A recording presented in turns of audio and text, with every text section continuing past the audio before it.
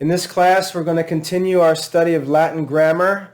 We're in lesson 3 of our Latin grammar course, chapter 3 in the textbook. We're studying Alvarez's Latin grammar written by a Jesuit schoolmaster back in the 1500s when Latin was actively in use and learning and teaching Latin was much more important than it is today.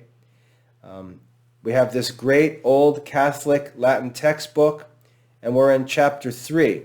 So let's get our notes ready, and we'll do a little review, and then we'll get started with this lesson. The title of this course is Latin Grammar. Latin Grammar 1.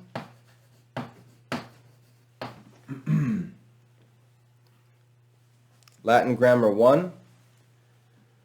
I just mentioned the name of the author of our textbook is a Jesuit priest who is a famous Latin schoolmaster named Emmanuel Alvarez. And we're in book 1 of Alvarez's Latin grammar, and we're in chapter 3.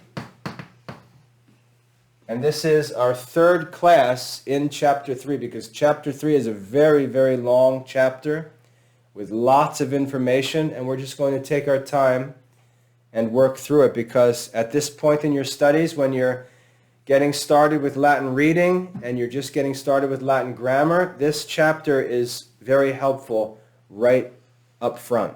So we're going to take our time and go through it, and it will help you in your Latin reading class as well. Just to quickly review, grammar is the first art of the trivium. It's one of the 7 liberal arts, which were studied all throughout history. It's the first art of the trivium. It's studied before reasoning and rhetoric. Grammar is the art of writing and speaking rightly. So it's obviously important. It's called the gateway of all the arts because your ability to speak and read and write clearly and your ability to do so in different languages completely controls what you're able to study, what you're able to do in the future. And so grammar is called the gateway of the arts because it's sort of the entry into all different studies and fields and languages. They all come through grammar. In the first chapter, we talked about the letters of the Latin language. We said when we study Latin, we're trying to learn a language of people who already lived and used that language. We're not creating a language. We're not making up our own rules. We're studying a language that was used by people who lived through history. We want to learn not what makes sense to us necessarily. We want to learn what they actually did. And so their writings make the rules. Their writings make the rules. What we see in their writings, when we look at their most influential and greatest writers and speakers, what they did makes the rule. And then we use those rules to understand other Latin writings. We learned about letters and sounds, how the language is pronounced. We learned that letters make syllables and that syllables make words, and that words put together make sentences. So words are the parts of speech.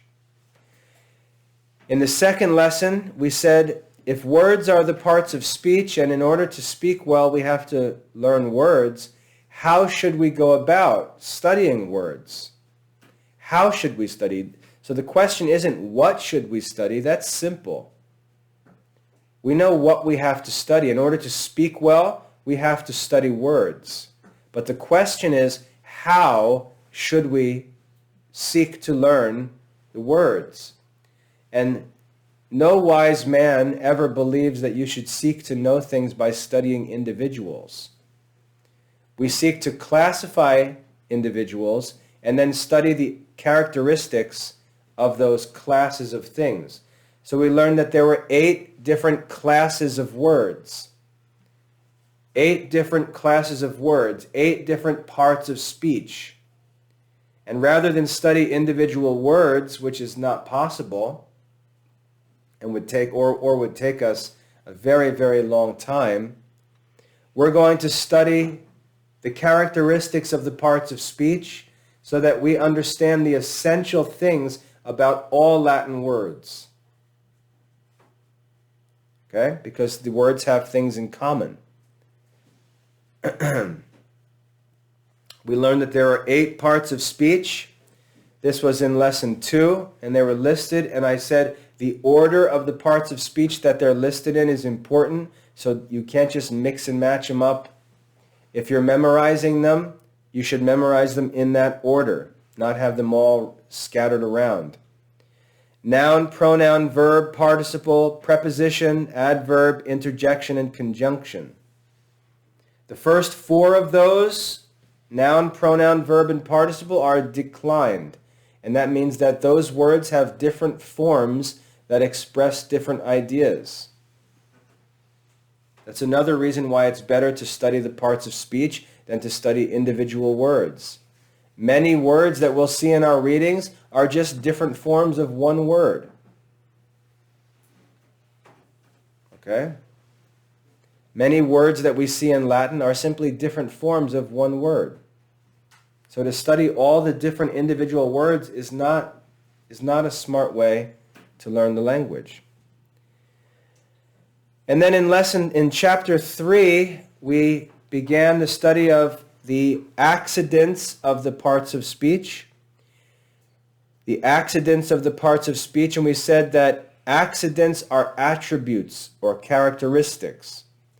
So what we're doing now in chapter 3 is we're going through the parts of speech and we're learning what attributes or characteristics they have.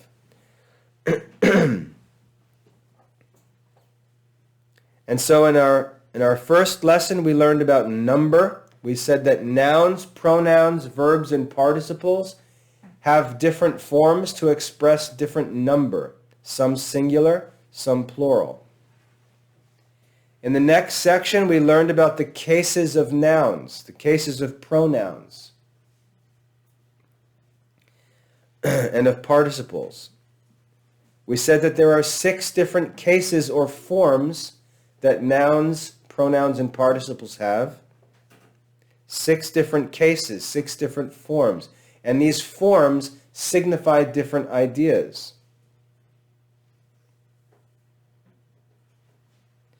And then in the third section, we learned about the genders. We said that there are 3 primary genders, masculine, feminine, and neuter. And then there are 4 other genders in Latin, 4 other genders, common of 2, common of 3, epicene, and doubtful, 4 other genders that are born out of the 3 primary genders. So we learned about the 7 different genders in Latin. And we finished that in our previous class. So now we're looking at section 4 of chapter 3, which is about the declension of nouns, pronouns, and participles. So the topic of this lesson, chapter 3, section 3, the topic is the declension. So this is the next accident, declension of nouns, pronouns, and participles. Okay, so we're going to learn about declension, and you're going to find this lesson very helpful because you've already, in your Latin reading, you've already seen different forms of nouns and pronouns, and you don't know what they mean.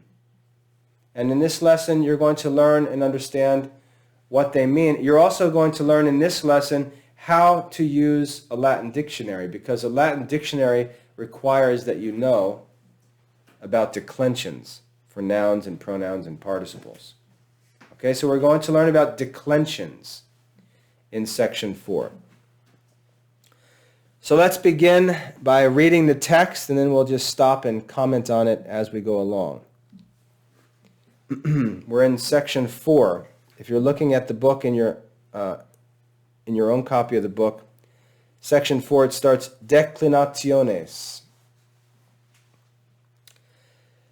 I'll read the Latin and then translate it. Declinationes sive formae nominum sunt quinque.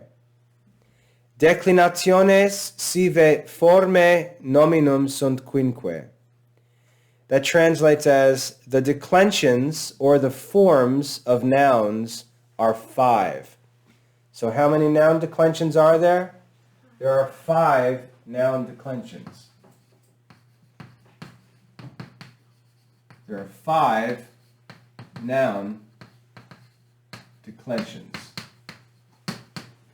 So though there may be thousands and thousands of nouns, there are only 5 declensions. And what you should think of declensions as are families. There are 5 families of nouns. 5 different groups of nouns. Okay?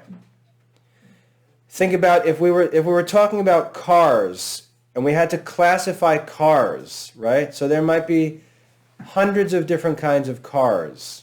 But if we wanted to classify the cars, we would say, well, there's sports cars, right? That's one kind of car. And we can lump, tens and tens of cars. We can lump them all together as sports cars. And another kind of car would be like work vehicles, vans, pickup trucks, work trucks, things like that. That's another kind of vehicle. And then another one is like family cars, right? Minivans, station wagons, things like that. Those are family cars. And then we have economy cars, Those are cars where they can barely fit one person, but they're meant to use as little fuel and be as affordable as possible.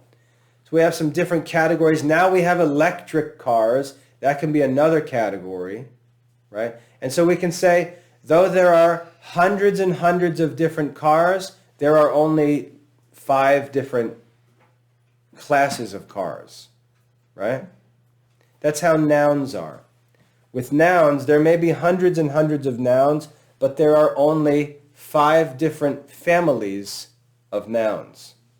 All right, so any noun you find belongs to one of these 5 families. So when you learn the characteristics of these 5 families, you'll know the characteristics of all nouns. All that you'll need to know is, which family does this noun belong to? That will be the only question. As soon as you can identify which family the noun belongs to, you'll know everything about that noun because you know about its family. You understand that? That's what declensions are. They're like families of nouns. All right? We'll read through the Latin text in a minute, but I'm just going to summarize this real quick. There are 5 Latin noun declensions, and they have very simple names. The first noun declension, the first family noun, its name is first declension.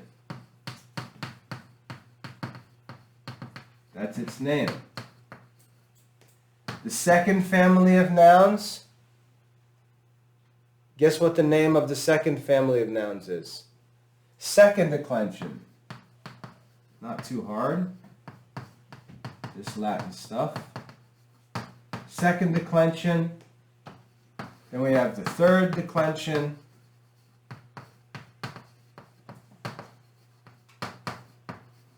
The fourth declension.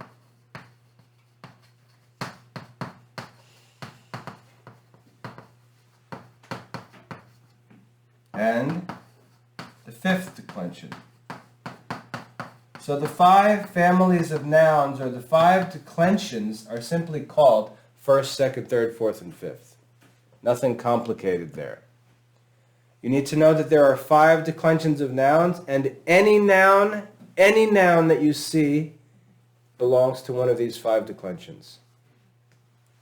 Actually, that's not true, but it's close enough. Okay? Just about any noun that you see belongs to one of these 5 declensions. So just for some examples, we read in Latin reading, in principio. We have the word principio, second word in the Gospel of John. It's a noun. This word principio belongs to one of these 5 declensions. It belongs to the second declension. In principio erat verbum. Verbum is a noun. It also belongs to the second declension. Then we see the noun deus, and deus also belongs to the second declension. We also see the form deum, that also belongs to the second declension. We then see the noun lux, right? Or actually, no, we see homo next. Homo, a man, that belongs to the third declension. We see lux, that's also third declension. Then we go on, we see tenebris. Tenebris belongs to the first declension. And so you can see all the nouns that we meet, and again, you're not supposed to understand this, I'm just showing you. All the nouns that we find in Latin reading, every one of them belongs to one of the 5 declensions. All right? After this lesson, you're going to understand how we know that. Okay? You need to pay attention. This is not studies for 15-year-olds. Kids used to study this when they were 8 years old, 7 years old. This is not adult studies. So all the nouns that we find in our reading, all the nouns that we ever find in Latin, they all belong to these 5 declensions, but you don't know how to identify them yet. After this lesson, you'll know how to identify the nouns, which declension they belong to. Okay, so I just want you to see that we're not talking about some strange nouns you've never seen before. All the nouns you've seen belong to these 5 declensions. Okay? We have to learn how to know. How can we tell which declension a noun belongs to?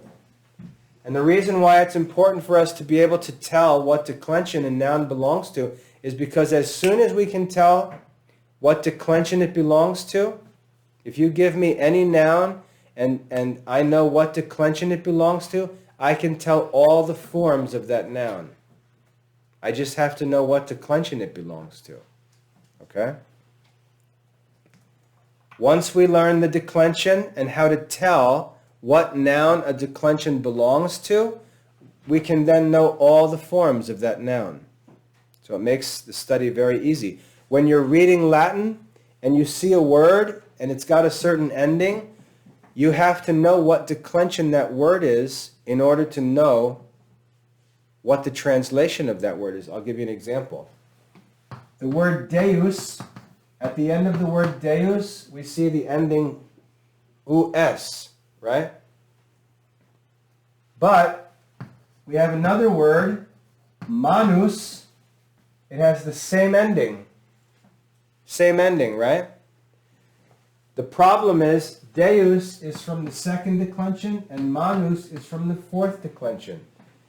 So these endings don't necessarily have the same meaning. Even though they look the same, they're not the same because these nouns are from 2 different declensions. And you have to know that in order to know how to translate it. Okay? So it's not so simple as just looking at the ending and saying, oh, that means this. Oh, that's got the same ending, so that means that has the same idea. No, it's not that simple. This ending has a certain meaning in the second declension.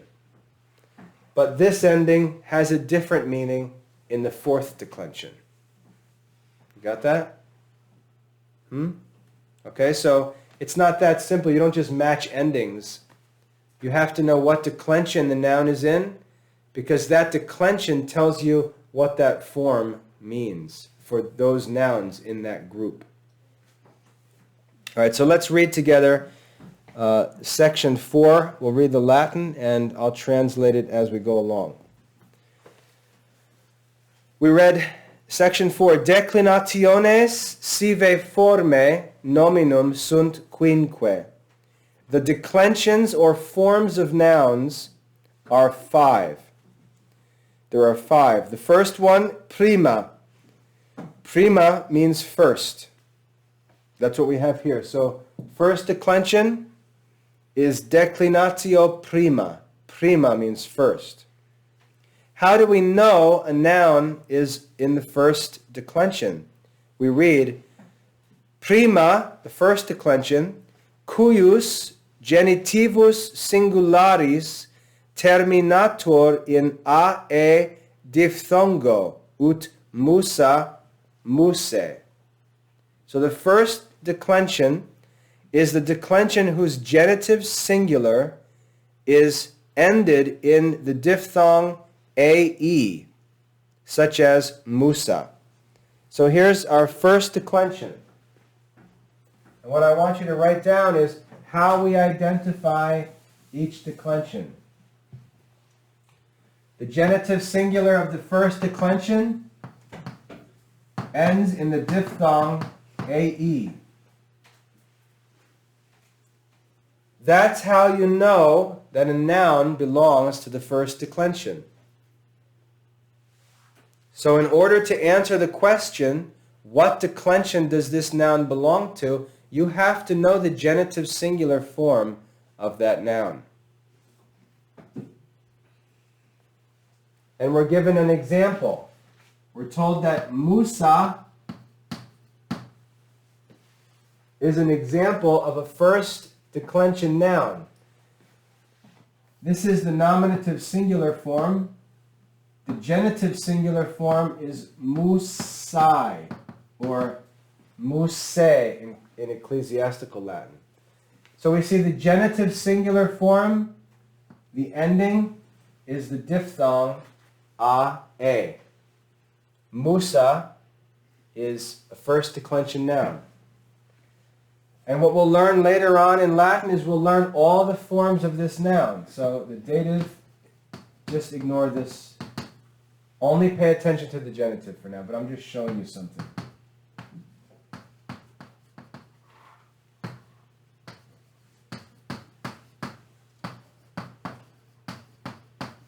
So later on we're going to study all the forms. Once you learn the forms of one example noun for a declension, and you don't need to know this now, I'm just showing you as an example.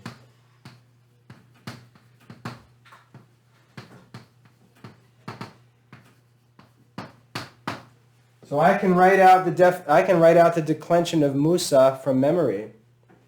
I know all the different forms of Musa, and anytime I see Musa in reading, I can look at the word and I can see what form it is, and that tells me how to translate it. But what's important is that the genitive singular ends in a. That's how I know that Musa is first declension. You understand that? Okay? I know that Musa is first declension because the genitive singular form ends in the diphthong a. Now, why this is so important is because when you get a dictionary out, if you look up a noun in the dictionary will show you two forms. The dictionary will show you this form because that's the basic form of the noun, the nominative case. That's the simple noun itself. So the dictionary you'll look for this in the dictionary. You'll look for the nominative case. And then after the nominative case, the dictionary will tell you the genitive case. And the reason why the dictionary tells you the genitive case is because once you know the genitive case, you can know what declension the noun belongs to. And when you learn all of the forms of Musa, every other first declension noun will have the same forms. You understand that? So for example, if I took the noun, instead of Musa, if I took the noun puella, which means girl, in Latin, the nominative case would be puella. The genitive case would be puellae. The dative case would also be puellae. The accusative case, puellam. Puella, puella, puellae, puellarum, puellis, puellas, puellae, puellis. Once I know the declension of one first declension noun, I know the declension of every first declension noun. You understand that? That's why the dictionary will tell us the genitive case so we know which declension that noun is. All right? So all you need to understand at this point, again, that's all just for explanation. You don't need to know that. What I want you to see is that nouns have different forms. This whole system of the different forms is called the declension. And there are 5 different declensions. The first declension is nouns whose genitive singular ends in the diphthong a. That's how you tell the first declension. You got that? That should be in your notes. Just what I have on the board here. I should leave that. What I have here on the board should be in your notes. The first declension is a declension whose genitive singular is a. That should be in your notes. Let's go back to our text and read the next sentence. Secunda, the second declension, secunda, cujus genitivus terminator littera I, ut dominus domini. The second declension whose genitive is ended with the letter I, or E in Latin, as dominus domini. Okay, so the second declension is that whose genitive singular ends in the letter E in Latin. That's how we identify the second declension. The example, so we have the nominative, genitive, dative, accusative, vocative, ablative, singular, and plural. And this might not be in the camera for everyone, so just listen along. We're told the noun dominus is a second declension noun. And we're told that we know it's a second declension noun because its genitive singular ends in E. So the genitive singular form of dominus is domini. You see that? So if I tell you dominus is second declension, how do you know that? How do you know that dominus is second declension? How do you know? How do you know that dominus is second declension? Right, that's it. It's that simple. It's simple. Right? Don't overthink this. Because there's an E, a Latin E, at the end of the genitive singular. That's it. That's why. Don't think this is more complicated than that. And now, because I have the declension memorized, if you tell me dominus is of the second declension, I can say, okay, great, then I know all of its forms. I know that it's domini, domino, dominum, domine, domino, domini, in the plural, dominorum, genitive plural, dominis, dominos, domini, dominis. So because I know the second declension, once you tell me dominus is second declension, I can write out all of its forms. You see that? If I see one of its forms in reading, I know exactly what it is. If I see dominorum, look up there.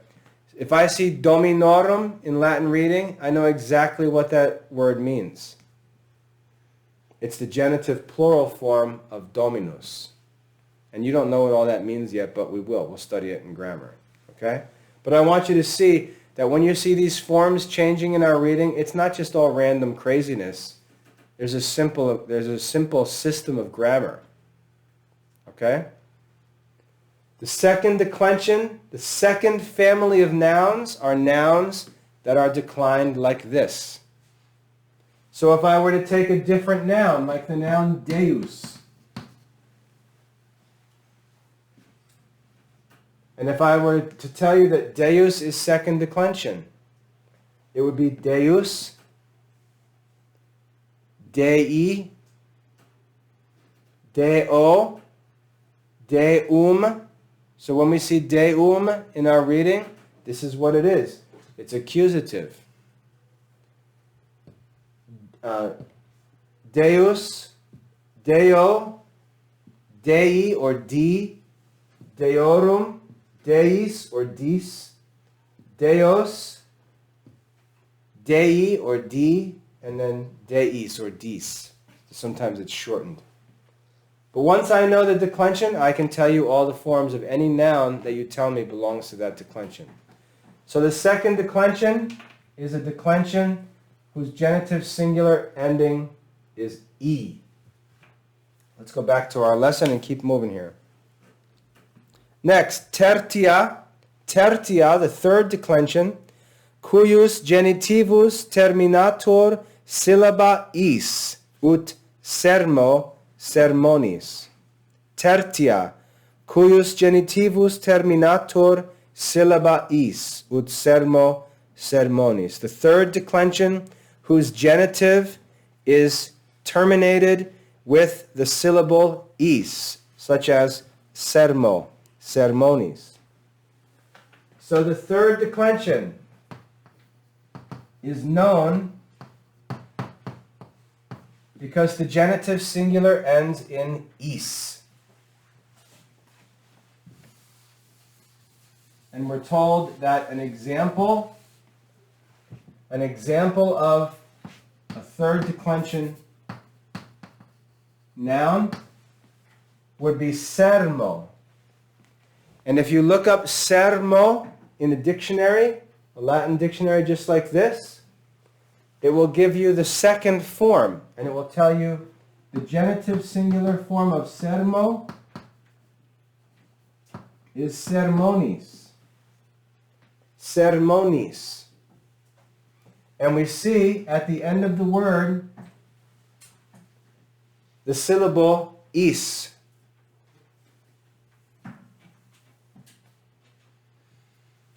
So if I told you sermo is a third declension noun, how would you know that?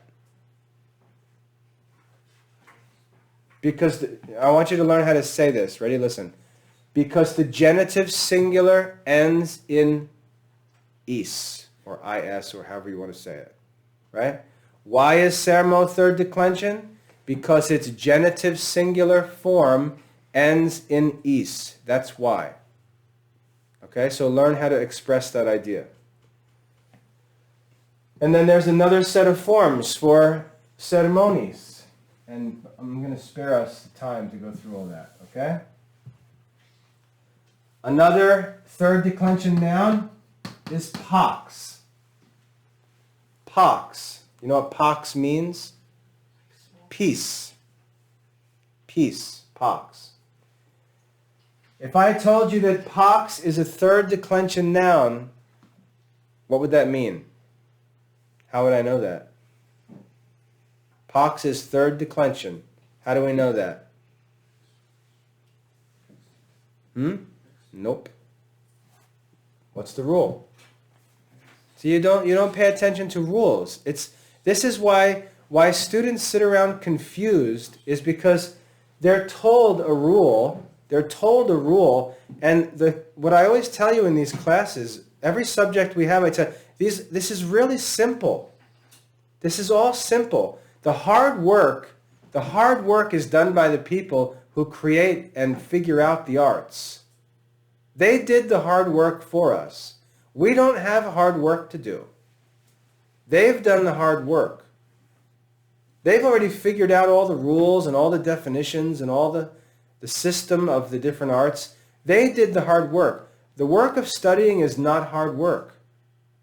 But when I ask you a question, if I tell you this is third declension, what does that mean, you sit there staring at this word instead of thinking about the rule we just learned. It can't get any easier. If I tell you pox is third declension, and I ask you, how do we know that pox is third declension? The answer is very, very easy. What's the answer? What's the answer? Tell me. The genitive singular ends in is. That's the only answer. That's how you know. It doesn't matter what this form is. What matters is that the genitive singular ends in is. You see that? If I tell you the noun homo that we learn in the Gospel of John, if I tell you homo is a third declension noun, what does that mean? Genitive. The genitive singular form ends in is. And when we learn it, we find out that that's true. The genitive singular form is hominis. If I tell you in our reading the noun lux is a third declension noun, what does that mean? The genitive singular. The genitive singular form of that noun ends in is. And if we look it up, we'll find that it does. It's lucis. It ends in is. Every single noun in the third declension, what they all have in common, what makes them a family, is that they all end in is, in the genitive singular form. The nominative forms can look different, right? We also saw sermo was an example. So I have homo, sermo, lux, pax. The noun animal, that's third declension. In our reading in John, the word lumen, that's third declension. Do the words look the same? No, right? They don't look the same, but that's not what makes them third declension. What makes the noun third declension? The genitive singular ending. The nominative ending doesn't matter. That's not what makes it third declension. What makes them third declension is their genitive singular ending. What makes nouns second declension isn't what they look like in the nominative case. What makes them second declension is their genitive singular ending. First declension nouns, what makes them first declension is their genitive singular ending. So for example, if you focus on the rule, you'll never be confused. If you focus on the rule, you'll never be confused. And let me show you why you will get confused if you don't focus on the rule. The example of the first declension we learned was Musa. Why is Musa first declension? The genitive singular. Because its genitive singular is AE. That's why. We don't see that there, but that's the rule. Okay? If you see Musa, you can't tell by just seeing the noun that it's first declension. You have to know you have to know that word, and you have to know what its forms are, and that tells you what declension it is. All right? The dictionary helps us to know that. The problem is if you don't learn how declensions work, and you just say, oh yeah, if a noun ends in A, it's first declension, because I know Musa, Puella, right? I know all of these nouns, they all end in A, and they're all first declension. That's not the rule. And that idea is wrong. And I'll give you an example.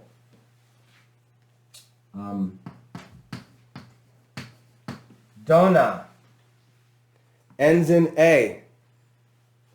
It ends in A. It's second declension. Just because it ends in A doesn't mean anything. Dona is a second declension noun. How do I know that dona is a second declension noun? Tell me. Genitive singular. Because its genitive singular ends in E. And if I look up the form of dona, if I look it up in a dictionary and learn all of its forms, Donut is not the same family as Musa and Puella, because the nominative form is not how you identify the declensions. It doesn't matter. You understand that? It doesn't matter what the nominative form is. That's not how the families are identified. They're identified by the genitive singular forms. And if you don't stick to this rule, and you just think you're so smart, you're clever, and you're going to say, oh yeah, I know, it's just if it ends in A, it's first declension. You're wrong. You're wrong. That's not true. Stick to the rules. If you try to figure it out on your own like everybody does, everybody thinks you have to figure everything out on your own, you're just going to sit around confused all the time. Everything is figured out by the men who wrote the arts and put these textbooks together for us. We just have to learn the rules, and when you're asked the question, give the rule.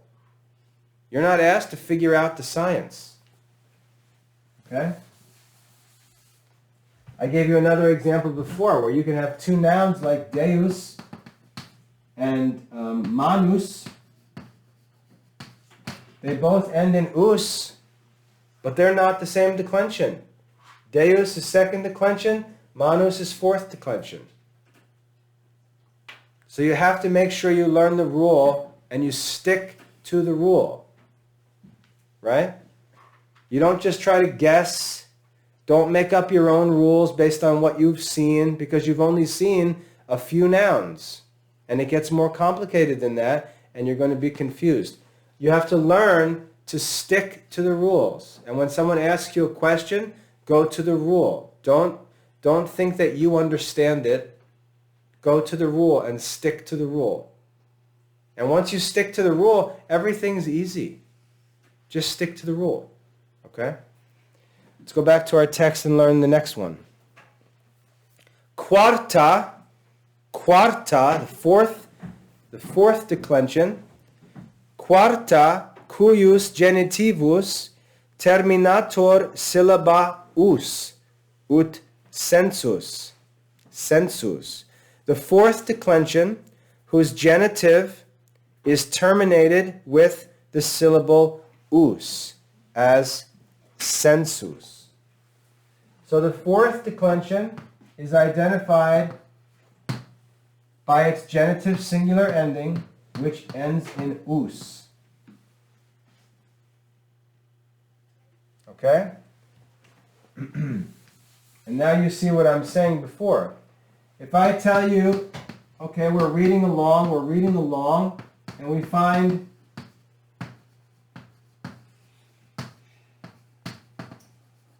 all of these nouns in our readings, and we look and we say, okay, dominus, deus, manus, sensus. Are those all nouns of the same declension? They all end in us. How do you know they're not?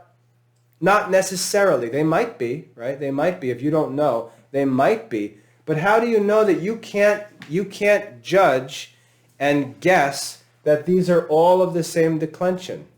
Why not? The genitive. Because you don't know their genitive forms. And their genitive singular forms are all that matter. It doesn't matter what you see when you're reading, because you don't know if that's the genitive form or not. You can't tell that they're all the same family. It's like if I see 4 kids at church and they all have blue eyes, can I say, oh, they're all from the same family? They've all got blue eyes. Huh?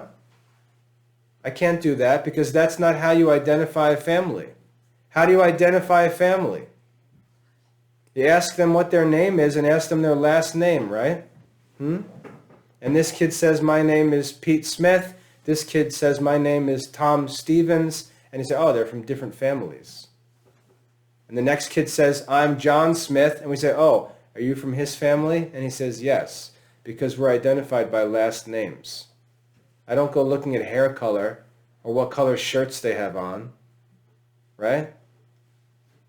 And in the same way, when we look at nouns, we don't guess what declension they are by what ending we happen to see. There's a specific ending we have to know the declension. It's the genitive singular ending. So, for the noun deus, Deus is second declension. So what would the genitive singular form of Deus be? Take a guess. Dei. Dei. That's right. The genitive singular is Dei. How do I know that? Because it's second declension, and that's the rule. That's simple. Now I tell you the noun manus, which looks just like Deus, is actually a member of the fourth declension. What would its genitive singular ending be? What would its genitive singular form be? Its fourth declension. What will its genitive singular be? US. Yeah, just follow the rule. It will end in US. So look at that. The genitive singular of manus is the same as the nominative form. The nominative forms are the same, but the genitive forms are different. They're not the same declension. Just because they have the same nominative form doesn't mean anything. You all see that? Okay? Yeah. You know what declension Deo is? Deo is one of the forms of this noun. You see? So Deo is Deus, just in a different case. Okay? So when you see, Gloria in excelsis Deo, it's just a different case or a different form of the noun Deus. That's all it is. If you know what Deus means, you know what Deo means. It's the same noun. It means God. But the case changes, and that changes the translation. So Deus is the nominative. It's just used to name God. God, that's Deus. But Deo could mean to God, for God, from God, with God, in God. It changes the translation by adding that extra idea. You see that? Okay. So manus is an example of a fourth declension noun. The genitive singular is not like Deus because they're different declensions. Just stick to the rules and you'll be safe. Okay? Learn to think in terms of the rules. Don't try to pretend you're just, you understand everything. People say don't memorize, you need to understand, not memorize. No, that's false. You need to memorize the rules and then use them. Not sit there pretending like this is a mystery that you have to solve. It's already solved. The arts are already composed. The books are already written by master grammarians. We just have to learn the rules and then use them. All right? Let's go to the text and finish up. Where are we at time-wise? 47 minutes. Great. We're doing good. Lastly, quinta, the fifth declension. Quinta, cuius genitivus terminator literis e et I separatis. Quinta, cuius genitivus terminator literis e et I separatis. The fifth declension, whose genitive is terminated with the letters e and I separated. That's what it tells us. And the example is dies. Okay, so the fifth declension, the genitive singular of the fifth declension ends with the letters e and I separated. Now, why do you think, here's a brain challenge for you. Why do you think the textbook tells us that the ending is the letters e et I separated? Why do you think it tells us that? You have an idea? Syllables. Well, they're separate syllables, that's true. So it's telling us that these are two separate syllables. Why do you think it needs to tell us that? Based on what we've already learned in grammar. Why does it need to tell us that these two vowels are separate syllables? So we don't just pronounce it as E? Why would we do that? The reason why is because in lesson 1, we learned that E is a diphthong. This is one of the diphthongs. E, right?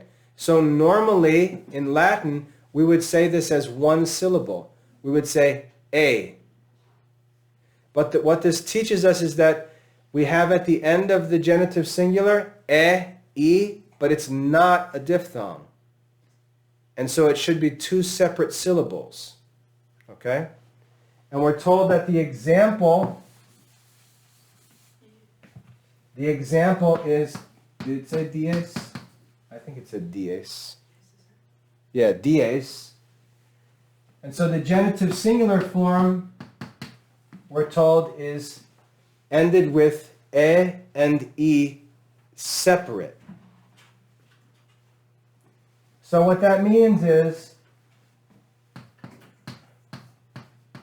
normally, because e is a diphthong, normally we would read a word like this as D-A. And A would be one syllable because it's a diphthong. We'd say D-A. But what we're told is the fifth declension, this ending is a little more tricky than that because these two letters are actually not one syllable. So instead of D-A, that's wrong. It's D-A-E. So this genitive singular is actually three syllables. D-A-E. So now we have to figure out which syllable should we stress. How should we read this word? Should we say D-A-E with the accent on the first syllable? D-A-E. Or will it be D-A-E? D-A-E. Or D-A-E. How do we pronounce it? How do we figure out which syllable should be accented? Do you remember? The third to last or the second to last can be accented. How do we figure it out? If it's long. If what's long? Middle. This one? If this one's long? If this eh is long, then we'll accent this syllable. And if this eh is short, then we'll accent this syllable. How can I figure that out? How can I know? How do I know if that eh is long or short? Dictionary. All right, so let's look it up. I'll look up dies because we always look up the nominative form. If I look up dies,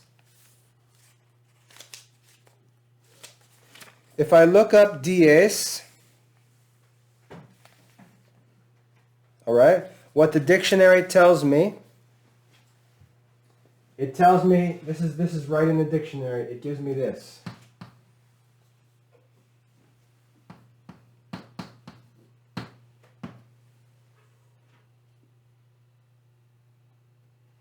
Sorry, I'm blind. That's what it shows me in the dictionary. So how do I say this? Do I say D-A-E or do I say D-A-E? What do I say? D-A-E or D-A-E? The second one? Right. Why? Because the I was accident. No, I asked why. Should I say D-A-E or should I say D-A-E when I pronounce this?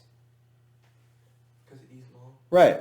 The dictionary shows us that E is long, so that means the accent is on that syllable. So I say D-A-E. Okay? I say D-A-E. Now remember here, I said if that was a diphthong, there'd be only two syllables. And what did I teach you was the rule for accent on a word that just has two syllables? How do we read a word that just has 2 syllables? Where do we put the accent? We always put it on the first syllable, right? We always put it on, if there's just 2 syllables, we always accent the first syllable. So if A-E was a diphthong, the pronunciation of this word would be D-A. But the truth is, the pronunciation of this word is D-A-E. And even though you might think, oh, give me a break with all these details, that's really going to be the difference that helps you to identify that word. Right? If you were a Roman and you heard someone speaking, you would hear them say D-A-E. They wouldn't say D-A. And if you heard D-A, it actually means that it's a different form with a different translation. So, anyway, I just wanted to talk about that. Look at me for a minute. I just wanted to talk about that to keep practicing pronunciation. But that really has nothing to do with this lesson. I just wanted to show you why it matters. Why does our textbook, who cares if A and E are separate? Well, it's because it affects pronunciation. Okay? A and E at the end of this noun, it's not a diphthong. So that's the 5th declension, dies, da. The genitive singular ending of dies will be dae because it's a 5th declension noun, and the genitive singular ending of 5th declension nouns is always ei. That's an easy way to remember it. Ei. Ei. Okay? So, what have we learned in this lesson? Where are we at time-wise? Like 55, right? What have we learned in this lesson? We've learned the 3rd or 4th. We learned number, gender, case, and declension. So this is the 4th. The 4th accident of the parts of speech, we've learned the declension of nouns.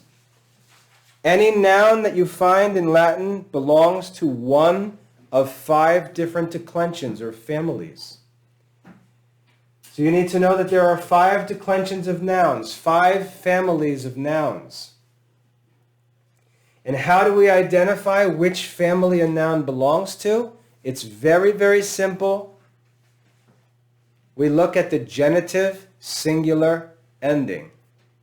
That tells us what declension a noun belongs to. It doesn't matter what the nominative form looks like. It doesn't matter that they have the same endings as other words. That's not important.